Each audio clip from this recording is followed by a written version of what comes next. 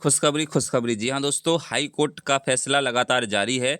मध्य प्रदेश सरकार ने आउटसोर्सिंग कर्मचारियों के लिए जो हाई कोर्ट का फैसला आया था, उसमें जो है पुनर्विचार याचिका हाई कोर्ट में दायर की थी। तो हाई कोर्ट ने उस पुनर्विचार याचिका को खारिज कर दिया है और उन्होंने कहा है कि हमारा आदेश मान्य कीजिए और सभी आउटसोर्स संविदा अंशकालीन कर्मचारियों को न्यूनतम वेतन जो सरकारी कर्मचारियों को पेमेंट मिलता है वही इन कर्मचारियों को मिले। मतलब समान काम समान वेतन दिया जाए और साथ में इनको नियमित किया जाए। जिन लोगों को 10 साल से ज़्यादा काम करते करते हो गया है, उन कर्मचारियों को नियमित भी किया जाए। तो दोस्तों, ये बहुत ही अच्छी अपडेट है। क्या है पूरी अपडेट, हम बताएंगे आपको विस्तार से। चैनल पे नए, चैनल को सब्सक्राइब कर लीजिएगा। और दोस्तों, साथ में हम वो आदेश बताएंगे जो 2016 का आदेश है, जो इसमें जिक्र किया गया है हाई कोर्ट ने कि इसका लाभ दिया जाए। देखिए, पहले तो हम खबर का जो है रुख कर लेते हैं। देखिए, भोपाल से अपडेट है 23/4/2026, यानी आज की ही अपडेट है। और देखिए, आप देख सकते हैं स्क्रीन पर। दोस्तों, एक रिक्वेस्ट है आपसे, चैनल को सब्सक्राइब जरूर करिएगा और फेसबुक पेज को फॉलो कर लीजिएगा। हाई कोर्ट में मध्य प्रदेश सरकार की अपील हुई खारिज। संविदा व आउटसोर्स को न्यूनतम वेतनमान का आदेश प्रभावी रहेगा। जी हाँ दोस्तों, हाई कोर्ट ने सरकार की जो है पुनर्विचार याचिका खारिज कर दी है।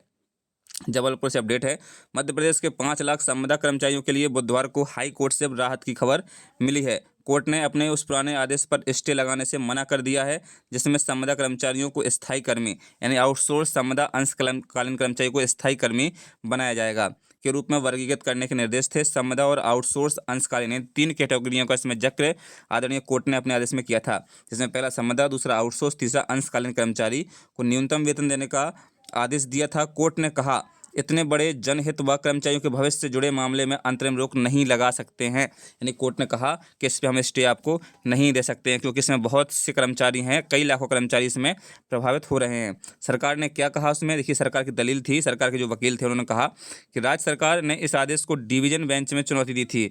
सरकार का तर्क था कि कुछ दस्तावेज पेश नहीं किए जा सकते थे, इसलिए आदेश पर रोक लगे। यानी सरकार के वकीलों ने कहा कि ये स्टे दीजिए हम पर, इस पर हम अभी कार्रवाई नहीं करेंगे।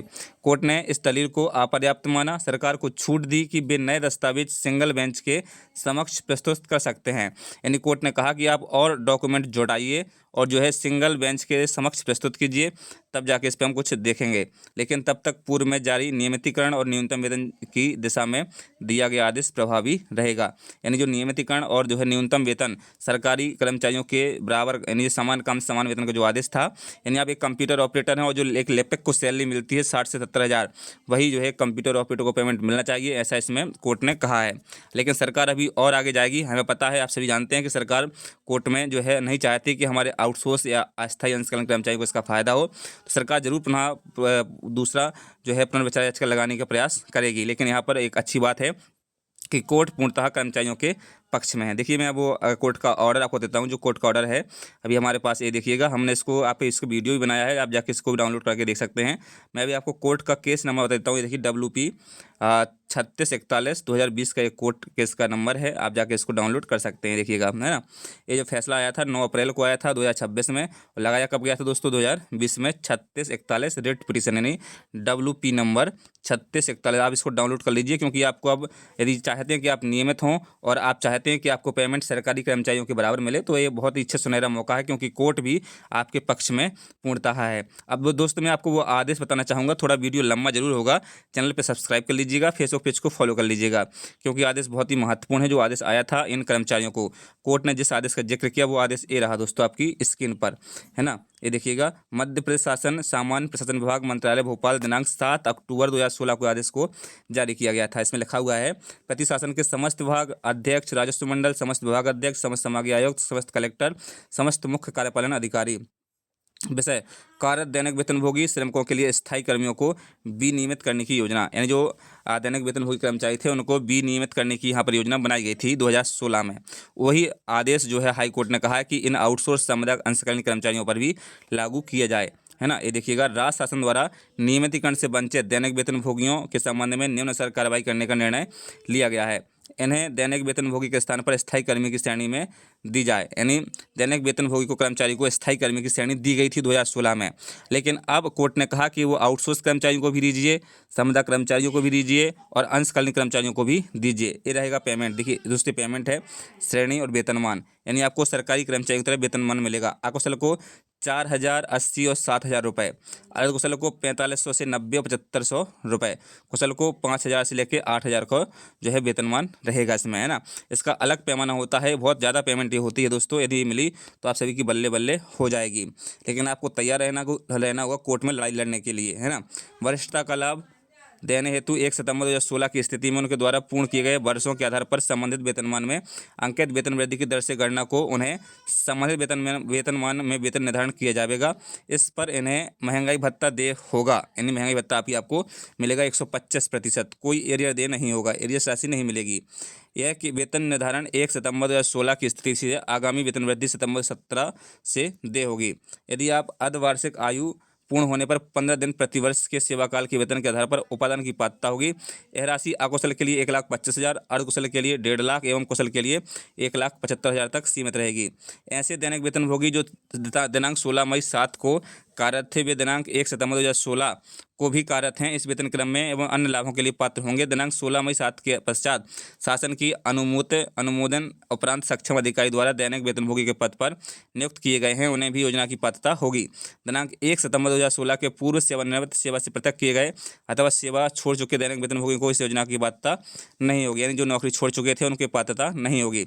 और यहाँ पर ए पॉइंट बहुत ही महत्वपूर्ण है, देखिए लिखा हुआ है, संविदा अंशकालीन एवं आउटसोर्सिंग के माध्यम से नियुक्त कर्मचारियों के लिए योजना लागू नहीं होगी, यानी 2016 में सरकार ने स्पष्ट मना किया था दोस्तों।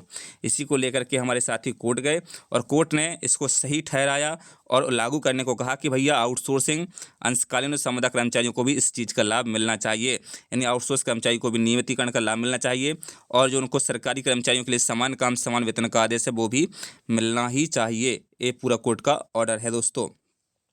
चतुर्थ श्रेणी के रिक्त नियमित पदों पर प्राथमिकता के आधार पर नियुक्ति हेतु एक योजना बनाई गई है जो संलग्न आ पर है। इस योजना के क्रियान्वयन हेतु मध्य प्रदेश कनिष्ठ सेवा संयुक्त अर्हता नियम 13 के नियम 7 में वर्णित समूह 6 में चतुर्थ श्रेणी की चयन प्रक्रिया को 1 वर्ष के लिए स्थगित की जाती है, यानी जो चयन परीक्षा होती थी चतुर्थ श्रेणी में वो नहीं होगी, पहले इन कर्मचारियों को परमानेंट किया जाएगा। देखिएगा नंबर 3, माननीय उच्च न्यायालय द्वारा पारित आदेश के अनुपालन में जिन दैनिक वेतनभोगी कर्मचारियों को कतिपय विभागों द्वारा आदेश जारी किए गए हैं उन्हें पूर्ववत रखा जाए। जिन दैनिक वेतनभोगी कर्मचारियों द्वारा माननीय उच्च न्यायालय में प्रकरण दायर किए गए हैं उन दैनिक वेतनभोगी कर्मचारियों द्वारा संबंधित न्यायालयीन प्रकरण वापस लिए जाने पर प्रस्तावित योजना का लाभ दिया जाए।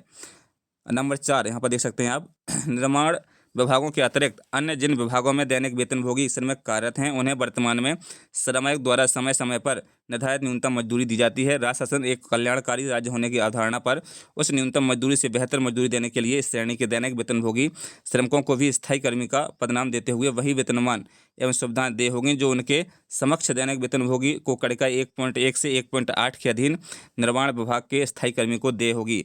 तदनुसार संबंधित विभागों द्वारा कार्यपालक आदेश जारी किए जाएं। ये जो है पॉइंट नंबर 5 है, आप देख सकते हैं स्क्रीन पर। ये जो है राज्यपाल के आदेश अनुसार जारी हुआ था, जो कि M.K.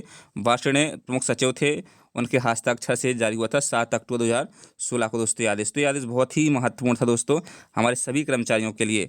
और ये जो है एक समिति बनाई गई थी जब उसी टाइम पर इन लोगों को जो नियमित करना था, जैसे कि संभागीय आयुक्त अध्यक्ष थे, जिला कलेक्टर सदस्य थे, मुख्य कार्यपालन अधिकारी भी सदस्य थे, जिले के संबंधित विभाग का कार्यालय प्रमुख सदस्य थे, अनुसूचित जाति जनजाति का नामांकित अधिकारी भी सदस्य थे। तो ये बहुत बड़ी अपडेट है दोस्तों हमारे आउटसोर्स ठेका और संविदा कर्मचारियों के लिए जो है अभी तक नियमित नहीं हो पा रहे थे, कई चीज़ें थीं।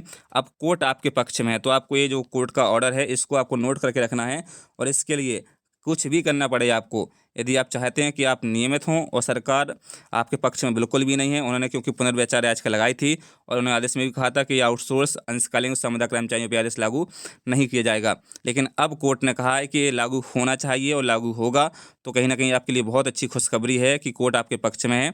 अब चाहे सरकार सुप्रीम कोर्ट भी जाए तो जो है आपको सुप्रीम कोर्ट में भी आपके वकील आपको खड़े करने होंगे और आपको अपनी लड़ाई लड़नी पड़ेगी दोस्तों। तो कहीं ना कहीं आपको इसका बहुत विशेष ध्यान देना होगा।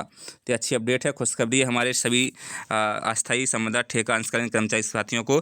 और भी कोई अपडेट इससे जुड़ी आएगी तो हम आपको बताएंगे, तो चैनल को सब्सक्राइब जरूर करिएगा। फेसबुक पेज पे नहीं तो उसे फॉलो कर लीजिए। चलिए मिलते हैं नए वीडियो में नई अपडेट के साथ। जय हिंद, जय भारत, टेक केयर।